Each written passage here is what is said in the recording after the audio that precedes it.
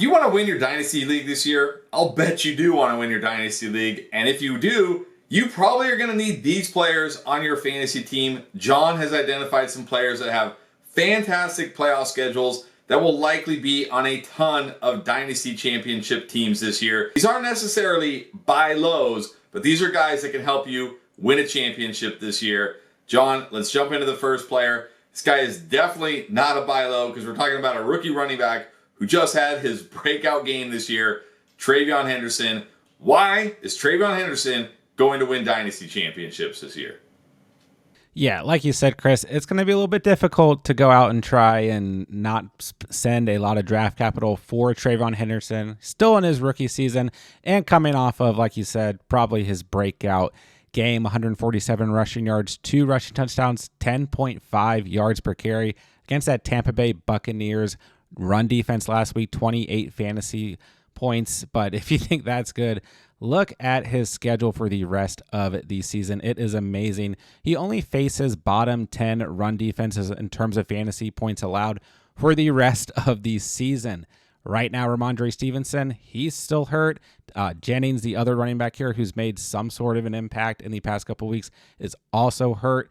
I mean, he literally has league winner written all over him. And we know that this Patriots pass offense is very heavy in terms of how much they throw the football, but they could start to kind of lean into the run with a lot of these softer matchups coming up over the next couple of weeks. And at the end of the day, the Patriots, I was kind of surprised by this. They were still number 6 in team run plays per game. So they are running the football quite a bit. They just, have kind of been splitting it amongst different running backs. But if you want to look specifically at the fantasy playoffs here, he's going to be facing the Buffalo Bills, the Baltimore Ravens, and the New York Jets. Now, the Jets have moved up in terms of their rankings, but the Bills and the Ravens, both bottom 10 units in terms of fantasy points allowed to the running back position. And I have a feeling by the time week 17 is here, the Jets may just be kind of throwing the towel in, and that's going to be a big game for the Patriots. The way things look right now in terms of overall playoff seeding, they're going to want to win that game against a divisional opponent. So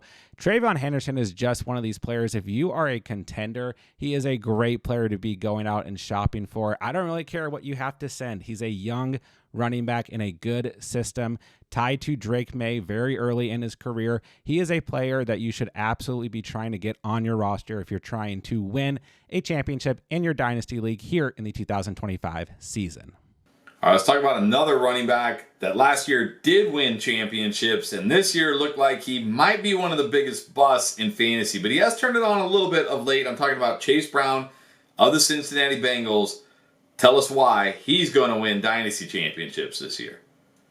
Yeah, I think with Chase Brown, it's just been kind of overlooked. He's been playing really well since Joe Flacco took over at the quarterback position. But I think everyone was just so happy that Jamar Chase and T. Higgins have been balling out with Flacco at quarterback. But like I said, the run game has also quietly improved outside of week 6 on the road against the Packers, which was a tough matchup. He's had 12 or more fantasy points in the other 3 games with Flacco at quarterback, and 19.2 in 2 of those games as well.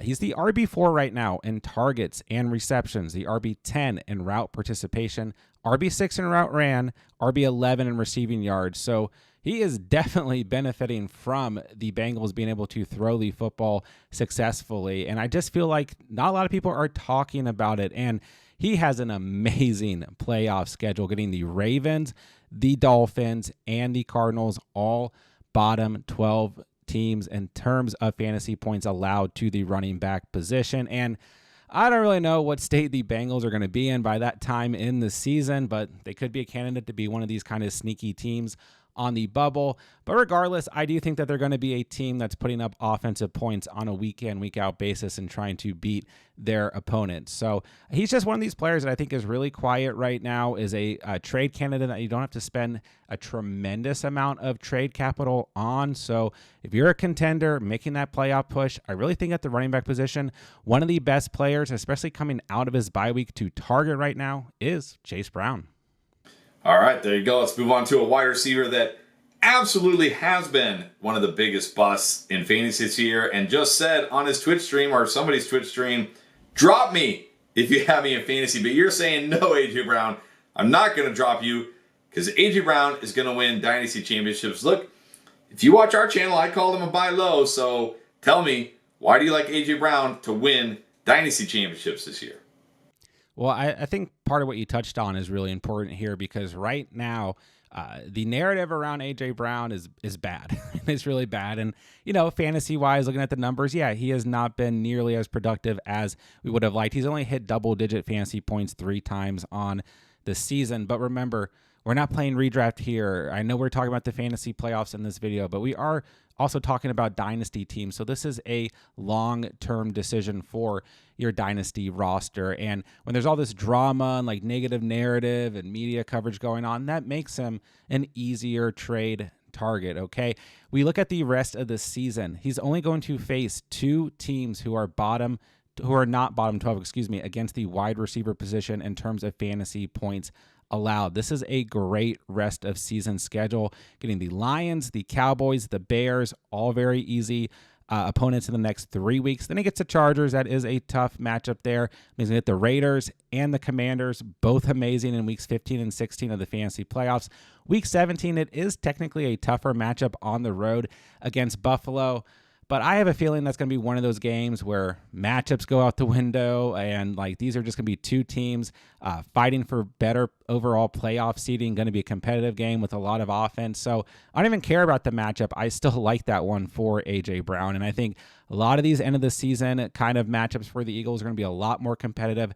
And I'm crossing my fingers that we are going to actually see them throw the football with a lot more success. So ultimately, the schedule's just too good to ignore. Maybe you could kind of take this same overall logic and apply it to trading for Devonta Smith, but I just think A.J. Brown is a cheaper trade target right now. And if you're a contender, you don't want to trade a lot of draft capital away if you can help it. If you have to, then whatever. But I did want to kind of try to identify some players that are maybe easier to trade for. So let's ignore all the noise. A.J. Brown, still throughout the course of his entire career, has been very productive and a great fantasy player. So let's try and take advantage of this narrative and look at this playoff schedule and go trade for him now. Yeah, that's a good point. Like, it's crazy to think that A.J. Brown might actually be easier to get right now than Devonta Smith. Who would have thought that? Hey, real quick before I get to the rest of the names on this list, I want to ask, if you're enjoying this content, take 1 second, hit that subscribe button. We're trying to grow this Dynasty channel. When the off season hits, which is just 6 short weeks away, we're going to be dropping tons of content for you. You don't want to miss it. Take 1 second, subscribe while you can. All right, let's move on to another wide receiver. Not quite the big names of the first 3 guys we've talked about, but you think Jerry Jeudy, you're saying what we just saw in week 10 was not a fluke. Jerry Jeudy is going to help you win championships this year. Well, listen, even I'm kind of shocked that I ended up with Jerry Jeudy on this list. But as I was going through different schedules, different matchups for the rest of the year, I just really realized Jerry Jeudy might have the best overall remaining schedule for any wide receiver in the league. Outside of Buffalo in week 16, he is only facing bottom 10 defenses in terms of fantasy points allowed to the wide receiver position for the rest of the season. Baltimore, Las Vegas, San Francisco, Tennessee, Chicago in the next 5 weeks is an absolutely ridiculous schedule. Then he does face Buffalo, which is tough, but then he finishes with Pittsburgh in the fantasy championship, the team allowing the most fantasy points so far in the season to the wide receiver position. Now, listen, the Browns have had their offensive woes throughout the season, but maybe we're going to start seeing Dylan Gabriel actually throwing the football to the wide receiver position. And right now, Tillman is on the injury report, as is Isaiah Bond. Both those guys are banged up. So it's really just Jerry Jeudy left at the wide receiver position. I know that the run game is going to do its thing with Quinshon Judkins, and then obviously Dylan Gabriel is going to be throwing to both the tight ends on this team, as he has done a lot this season. But with all that being said, the Browns are number 1 right now in pass plays per game. Like, they are trying to make a push for Dylan Gabriel to throw the football as these weeks have been going on. And I know this is kind of a loose comparison here, but last year, Jerry Jeudy, the first half of the season, was not very productive. Second half of the season, he was a league winner, but that's because they switched to Jameis Winston at quarterback. But I do think that dynamic is kind of interesting here because, week 10, 12 targets, 6 catches, 78 receiving yards, a touchdown. 19.8 fantasy points after having 9.1 or less fantasy points every game of the year except for week 1 against the Bengals. So maybe we're going to see a shift here with Jerry Jeudy, but once again, if you are a contending team in Dynasty, it's still okay, I think, to send away draft capital, but if you can identify players who could be league winners or just have really productive weeks in the fantasy playoffs that you don't have to send a ton of draft capital for, that is outstanding for your long-term future. So I don't think Jerry Jeudy is going to net a ton of draft capital that has to be sent away. So if you can go out, trade for Jerry Jeudy, at least in the future, he can still be a flex option if it doesn't quite work out. But his rest of season schedule is way too good for you guys to ignore. All right, then finally, most Dynasty leagues these days, not all of them, but most of them are super flex leagues. So the quarterback position is very important. So you've identified a quarterback, or I should say quarterbacks, that could help you win a championship this year. Yeah, let's talk about the Washington Commanders quarterbacks here, okay? Let's just take a look at the playoff schedule first and foremost. Week 15, they get the New York Giants. Amazing. Week 16, tough against the Eagles, although we're both Commanders fans, right? You never know how these NFC East matchups, especially at the end of the year, are going to go, so maybe that could surprise us. Nonetheless, it is a tough matchup on paper. But then they get the Dallas Cowboys, also amazing. The Giants and the Cowboys bottom 5 in terms of fantasy points allowed to the quarterback position thus far on the season. Let's start with Mariota really quickly here because we don't really know what's going on with this quarterback room at the moment, but Mariota was serviceable last week, 18.7 total fantasy points. And the thing that's nice right now for both these quarterbacks is this defense has gotten so bad as the season has progressed that they are going to ensure that the offense has to throw a ton every single game for the rest of the season. They become one of the worst defenses in the league. So if you're in a super flex format, if you're a contending team, it's always nice to be able to identify quarterbacks who are very cheap to go out and trade for. I mean, I really think you could get away with trading just like a 3rd round pick for Marcus Mariota because he's not going to be the long-term solution here, kind of renting him for the rest of the season. And that's just going to add good depth to your overall team. And once again, he gets those really good matchups if he is the quarterback at the end of the season. But it could be Jaden Daniels. He still hasn't been placed on IR. Things are a bit murky here. He could take back over at the end of the season, and if he does, he's going to be the one with this great playoff schedule for the fantasy playoffs. And even if he doesn't, if you're able to get him at a cheaper rate, he is a great long-term trade value dealing with these injuries right now. Still had 17 or more fantasy points per game this year, except in week 9, the game he got hurt, but he was on pace to have 17 or more fantasy points in that game. 19.7 or more fantasy points in 3 out of 6 games this year, and average 18.9 fantasy points per game on the season. So a very, very safe floor with JD5, and he was still a rushing threat this year when active.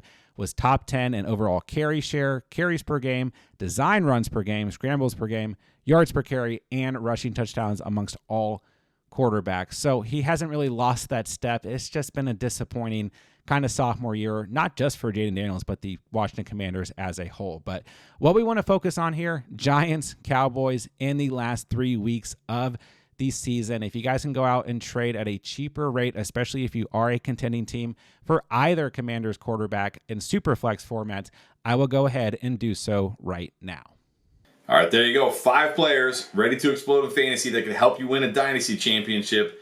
Also, we have a ton more content. If you haven't seen it yet, you can find all the videos we've done this season so far to help you in your Dynasty leagues.